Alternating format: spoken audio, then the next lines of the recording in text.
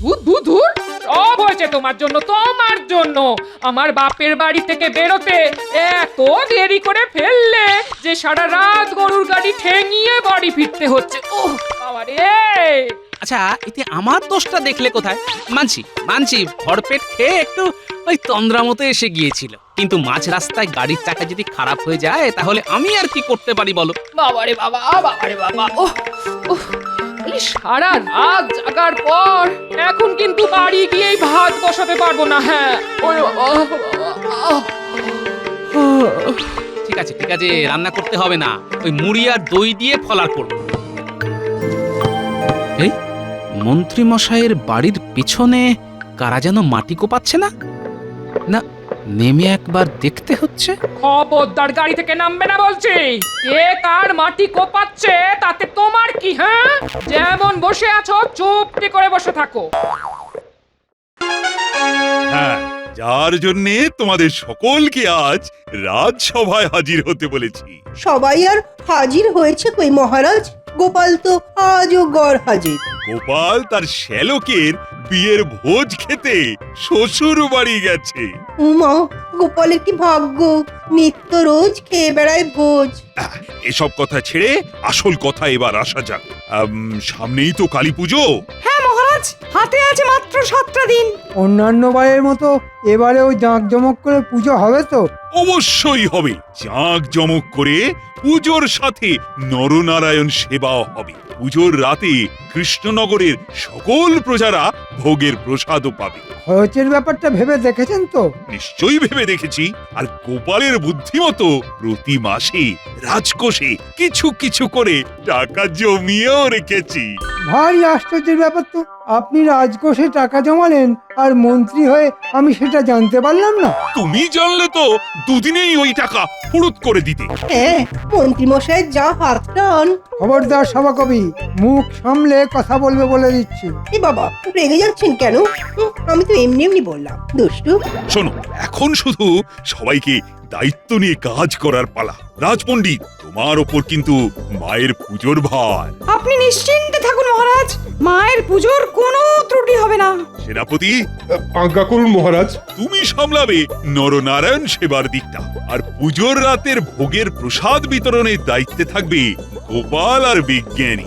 রাজবৈদ্য, তুমি থাকবে মণ্ডপ সজ্জার দায়িত্বে। আর আমি কি সামলাবো?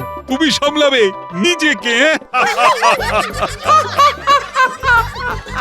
বিদ্রুপ করছেন মহারাজ? আরে দূর, বিদ্রুপ করব কেন? তুমি আর আমি ঘুরে ঘুরে সব কিছু তদারকি করে বেড়াবো। হ্যাঁ, কাল তোমরা সকলে এসে প্রয়োজন মতো টাকা নিয়ে যেও। বাবু, আরেকটু দি। দেবে?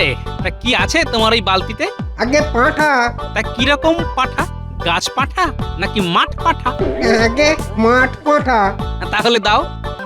আহা, করো কি বারবার দিতে গেলে তোমার হাত ব্যথা হয়ে যাবে বাপু। তার থেকে পুরো বালতিটাই আমার আসনে বসিয়ে দাও না। হ্যাঁ, পুরো বালতি পাঠা। এখন বয়স হয়েছে তাই, না হলে বলতাম গোটা পাঁঠাটাই বসিয়ে দিয়ে যাও। এই খবরদার বলছি, এত মাংস তুমি খাবে না। হ্যাঁ, বিরক্ত করো না গিন্নি, বিরক্ত করো না। ভোজন আর নিদ্রার সময় বিরক্ত করা আমি পছন্দ করি না গিন্নি। তাই বলে এই বয়সে তুমি এক বালতি পাঁঠার মাংস খাবে? হ্যাঁ, আহা, বাধা দিস না মা, বাধা দিস না। জামাই আমার চিরকাল খেতে ভালোবাসে, তাই খেতে দে। ব্যাস হয়ে গেল। শাস্ত্রে বলেছে শাশুড়ি মানে মা, তা মাতৃ আজ্ঞা কি অমান্য করা যায় গিন্নি? দাও ভাই, দাও দাও, পুরো বালতিটাই বসিয়ে দিয়ে যাও। হ্যাঁ,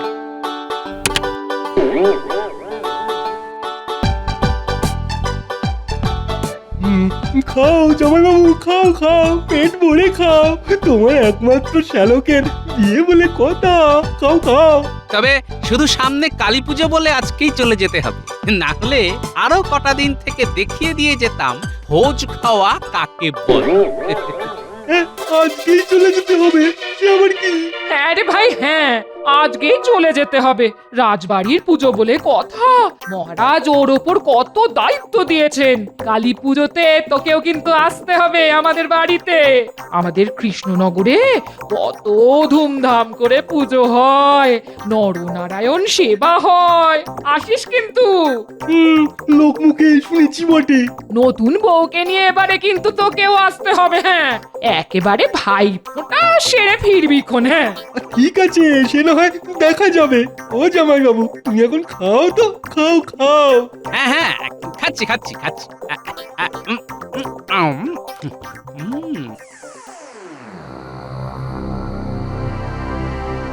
ওহ, খবর পাঠানো সত্ত্বেও বেটার ছেলেদের এখনো দেখা নেই। এসে গেছি মন্ত্রী মশাই। এত দেরি করলি কেন? হ্যাঁ, দিন দিন সব লাট সাহেব বনে যাচ্ছিস না? লাট সাহেব কি খুব বড় কোনো সাহেব? হ্যাঁ, খুব বড় সাহেব। তাহলে নিশ্চয়ই তার খুব দাম। দাম তো বটেই। কি মজা! কাপড় লাট হয়ে গেলে তার দাম কমে যায়, আর সাহেব লাট হয়ে গেলে তার দাম বেড়ে যায়। কি মজা, তাই না? আচ্ছা, এসে স্টক প্রক্রি করে যাবি নাকি কাজের কথা কিছু শুনবি? হ্যাঁ হ্যাঁ, সে তো শুনবই। কিরে ঘটা, শুনবি না? হ্যাঁ হ্যাঁ হ্যাঁ, শুনবই তো। এবারে কাজটা কিন্তু খুব কঠিন। আচ্ছা, আজ অব্দি কোন সোজা কাজটা আপনি আমাদের দিয়েছেন শুনি? কিন্তু এই কাজটা আগের সব কাজের থেকে আলাদা। করতে পারলে কিন্তু মোটা বকশিস পাবি। এ তো আপনি বরাবরই বলেন, কিন্তু কাজ হয়ে গেলে আমাদের কপালে জোটে লবডঙ্কা। না না, এবারে আর সেসব কিছু হবে না। কাজ করবি, হাতে হাতে পয়সা পাবি। ঠিক আছে, বলুন বলুন, কি করতে হবে বলুন। বাবা, এ তো খুব ঝঞ্ঝাটের কাজ। ঝঞ্ঝাট তো বটে, তবে কষ্ট না করলে কে আর কেষ্ট পায় বল। যা যা, বাজে কথা না বাড়িয়ে আজ রাতের মধ্যে এই কাজটা সেরে ফেল দেখি।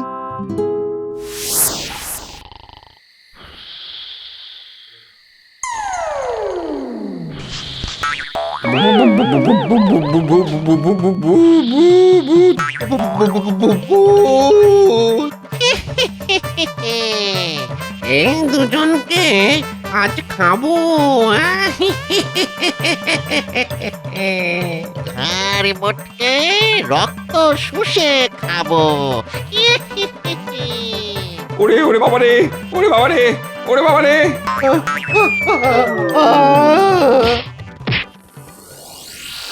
এদের পকেটগুলো হাতরে দেখ, চাবিটা কোথায় রেখেছে। এই তো চাবি। চল তাড়াতাড়ি কোষাগারের দরজা খুলে কাজটা সেরে ফেলি।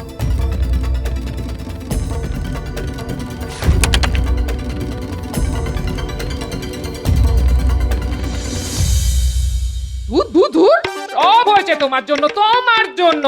আমার বাপের বাড়ি থেকে বেরোতে এত দেরি করে ফেললে যে সারা রাত গরুর গাড়ি ঠেঙিয়ে বাড়ি ফিরতে হচ্ছে। ওহ বাবা রে! আচ্ছা, এতে আমার দোষটা দেখলে কোথায়?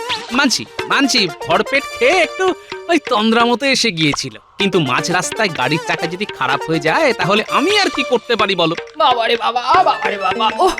ওহ এই সারা রাত জাগার পর এখন কিন্তু বাড়ি গিয়েই ভাত বসাতে পারবো না। হ্যাঁ, ওই ঠিক আছে, রান্না করতে হবে না, ওই মুড়ি আর দই দিয়ে ফলার করব। এই মন্ত্রী মশাইয়ের বাড়ির পিছনে কারা যেন মাটি কোপাচ্ছে না? না, নেমে একবার দেখতে হচ্ছে। খবরদার গাড়ি থেকে নামবে না বলছি। কে কার মাটি কোপাচ্ছে তাতে তোমার কি? হ্যাঁ, যেমন বসে আছো চুপটি করে বসে থাকো।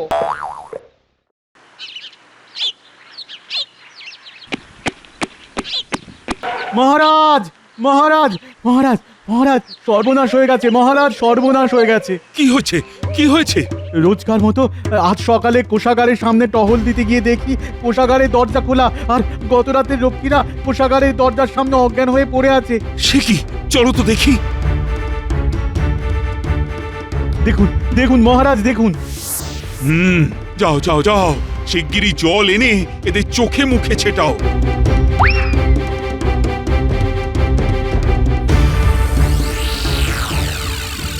সর্বনাশ! সিন্ধুক খালি, ভেতরে কোনো টাকা পয়সাও নেই। সব টাকা তো আমি কালী পুজোর জন্য রেখে দিয়েছিলাম। কে নিয়ে গেল?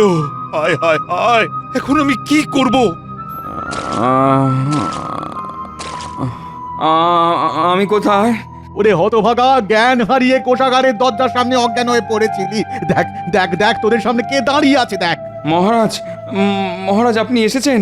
এতদিন রাত জেগে কোষাগার পাহাড়ে দেবার কাজ করে আসছি মহারাজ, কিন্তু কিন্তু কাল রাতের মতো ঘটনা কোনোদিন ঘটেনি। রাত তখন গভীর। হঠাৎ দেখি সামনে দুটো ভূত। তারা বললো আমাদের ঘাড় মোটকে রক্ত চুষে খাবে। না, তারপর আর কিছু মনে নেই মহারাজ। এদিকে তো রাজকোষ থেকেও সব টাকা পয়সা উধাও হয়ে গেছে। এখন যে কি করে কালী পুজো হবে কে জানে। যাও যাও যাও, এক্ষুনি সব পারিষদদের খবর দাও, সকলে যেন রাজসভায় এসে আমার সঙ্গে দেখা করে। ও হ্যাঁ, আরেকবার গোপালের বাড়িও ঘুরে যাও। ও যদি শ্বশুর বাড়ি থেকে এসে থাকে তাহলে ওকেও ডেকে এনো। যথা আজ্ঞা মহারাজ।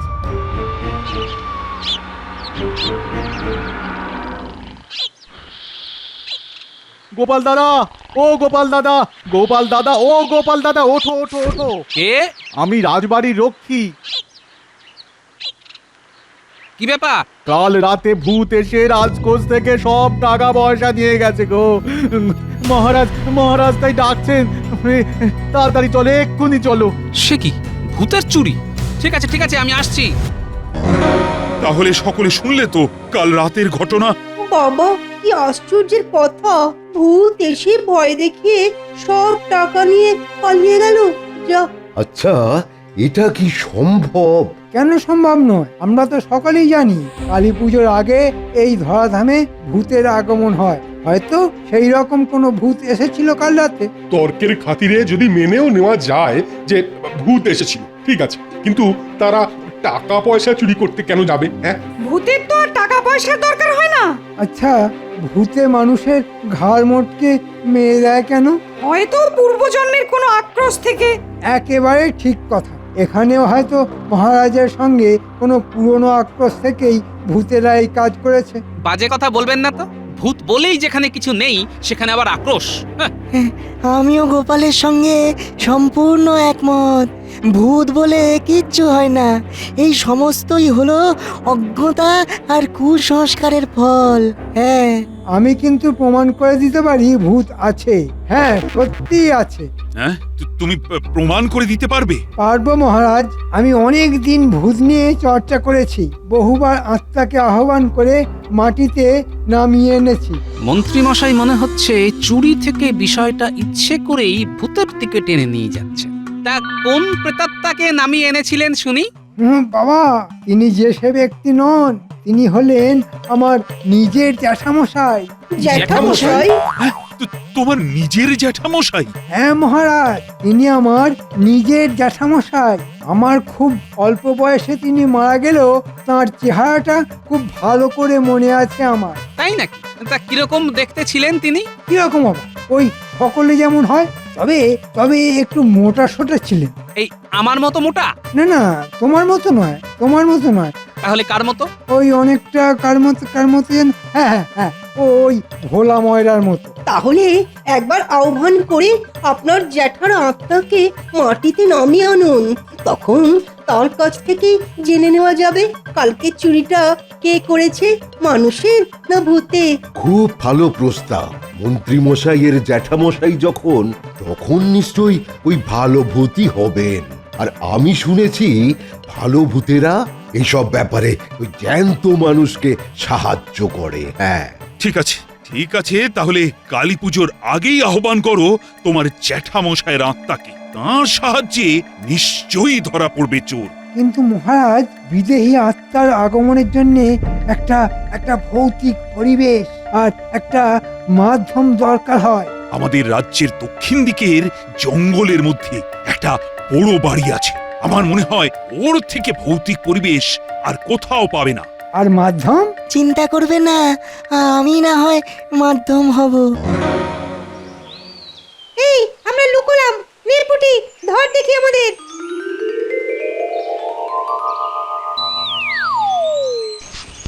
দেখলি তো? হ্যাঁ, ওই মন্ত্রী মশাই এবারেও আমাদের কেমন ঝুলিয়ে দিল। ঠিক বলেছিস। তখন তো খুব উঁচু গলা করে বলল কাজ মিটে গেলেই হাতে হাতে পয়সা পেয়ে যাব, কিন্তু এখন বলছে কালী পুজো না মিটলে কিচ্ছু হবে না। বোঝো শনি, এই জন্যই না ওই মন্ত্রী মশাইয়ের কাজ করতে একেবারে ইচ্ছে করে না। ভূত সেজে রাজকোষ থেকে টাকা হাতালাম, রাতের অন্ধকারে মাটি কুপিয়ে সেই টাকা পয়সা মাটিতে পুঁতে রাখলাম। কোদাল চালিয়ে হাত ব্যথা হয়ে গেল, অথচ এই হাতটাই আজ খালি। দূর, ভালো লাগে না। ঠিক আছে, কালী পুজোটা মিটতে দে, তখন আমাদের হাত ভর্তি না করে দিলে হাতে হাঁড়ি ভেঙে দেব। এখন চল। কোথায়? এই একটা কাজের জন্য মন্ত্রী মশাই ডেকে পাঠিয়েছেন। আবার ওই মন্ত্রীর খপ্পরে পড়বি? না না, এবার আর খপ্পরে পড়বো না, আগে নগদ নারায়ণ, পরে কাজ। ও ওরা তাহলে ভূত সেজে রাজকোষ থেকে টাকা হাতিয়েছে না? গোপাল দাদুকে ব্যাপারটা জানানো দরকার।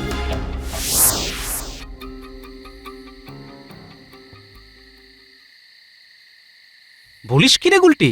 তাহলে মন্ত্রীর কথা মতো বটা ঘটাই এই কাণ্ড ঘটিয়েছে। তাই তো ভাবি, ভোর রাতে মন্ত্রীর বাড়ির পেছনে মাটি কোপানো হচ্ছিল কেন?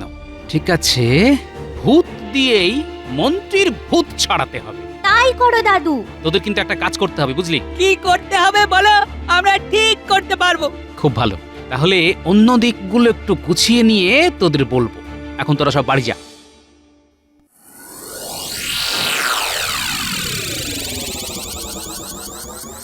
কি গো গোপাল, কিছু কিনবে নাকি?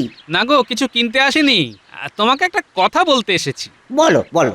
না, এখানে প্রকাশ্যে এমন ভাবে বলা যাবে না, একটু আড়ালে বলতে হবে। চলো তাহলে ওই দোকানের ভিতর গিয়ে বসি।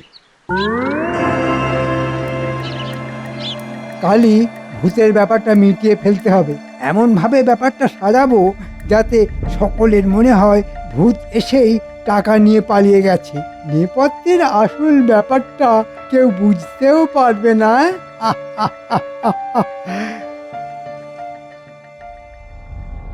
কি বলছো গোপাল? হ্যাঁ, আমি তো ভাবতেই পারছি না গো, এই রাজ্যের মন্ত্রী হয়ে এতটা নীচ কাজ উনি করলেন কিভাবে?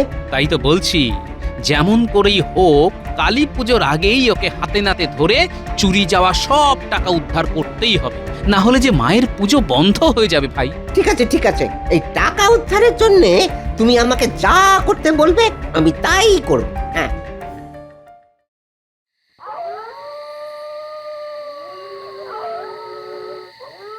অং হেং ব্রেং ক্রেং ক্রেং ভূতং প্রেতং ব্রহ্মদাত্রী ফট। এসে যাও জ্যাঠামশাই ঝটপট। বাবা, কি মন্তরের ঘটা! ও জ্যাঠামশাই এসে গেছো? এখন বিজ্ঞানীর দেহে ভর করো। এবার বটা ভাঙা জানলার ওপাশ থেকে নাকি সুরে কথা বললেই ব্যাস কেল্লা ফতে।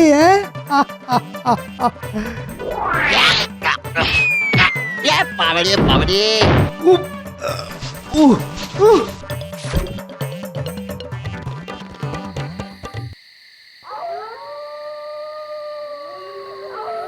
ও জ্যাঠামশাই এসেই যখন গেছো তখন কথা বলো। বিজ্ঞানীর মুখ দিয়ে বলো কে চুরি করেছিল বলো। ভুতুড়ে পরিবেশ তৈরি করার জন্যে বটা ঘটা আবার ধোঁয়া দিচ্ছে। বাহ বাহ, ব্যাটাদের বুদ্ধি আছে দেখছি। এসো জ্যাঠামশাই এসো, এই বিজ্ঞানীর দেহে প্রবেশ করো। হতচ্ছাড়াদের বাড়াবাড়িটা একবার দেখেছো? বলেছিলাম জানলার ওপাশ থেকে নাকি সুরে কথা বলতে, তা না একেবারে ঘরের মধ্যে এসে দাঁড়ালো। এ কি জ্যাঠামশাই, কোনো শরীরকে মাধ্যম না করে একেবারে সরাসরি চলে এলে যে।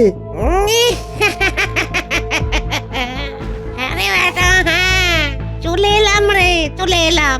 সামনে কালী পুজো, ভূত প্রেতরা এখন তো ওই সরাসরি লোকালয়ে চলে আসে। তাই আমার আর কোনো মাধ্যমের প্রয়োজন নেই। এ তো বড্ড বাড়াবাড়ি করছে, শেষে আবার ফেঁসে না যায়।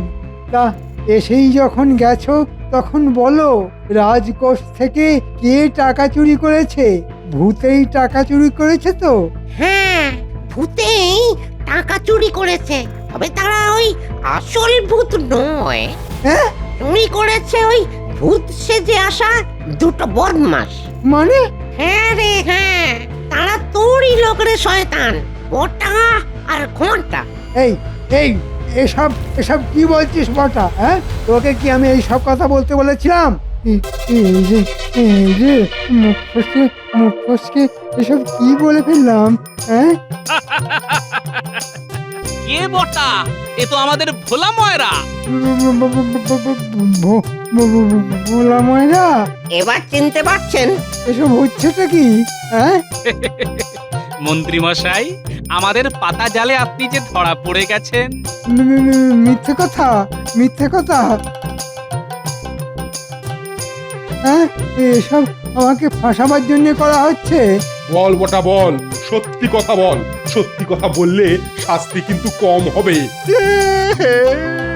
আমাদের কোনো দোষ নেই, যত নষ্টের গোড়াই মন্ত্রী। ওর কথাতেই ভূত সেজে আমরা কোথাকার থেকে ওই টাকা চুরি করেছিলাম। আমাদের কোনো দোষ নেই। আমার 12টাতে বেজে গেল। এবার ভালো ছেলের মতন বলে ফেলুন তো, টাকাগুলো কোথায় রেখেছেন? এবার এবার পাগল সেজে যাই, না হলে যার নিস্তার নেই। হ্যাঁ জানি না আমি জানি না, টাকা ফাঁকা আমি কিছু জানি না, কিছু না কিছু না।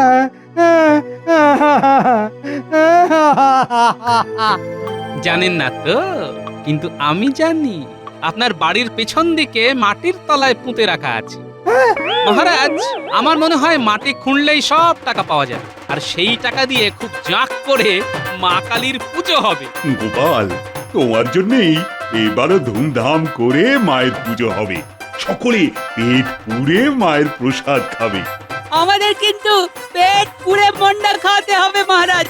আরে তোরা আবার কোথা থেকে এলি? বারে গোপাল দাদুর কথা মতো ভুতুড়ে পরিবেশ তৈরি করার জন্য আমরাই তো জানলার ওপাশ থেকে ধোঁয়া দিচ্ছিলাম। আমিও যা করেছি সব ওই গোপালের কথায়। হ্যাঁ, গোপালই আমাকে ওই আড়াল থেকে বটা ঘটার উপর নজর রাখতে বলেছিল। সত্যি গোপাল, তোমার বুদ্ধির কোনো তুলনা নেই। চলো চলো তাহলে সকলে এবার ফেরা যাক। আমাদের কি হবে মহারাজ? তোরা দুই হতভাগা আর মন্ত্রী থাকবি কারাগারে। সেনাপতি, এদের কারাগারে নিয়ে চলো।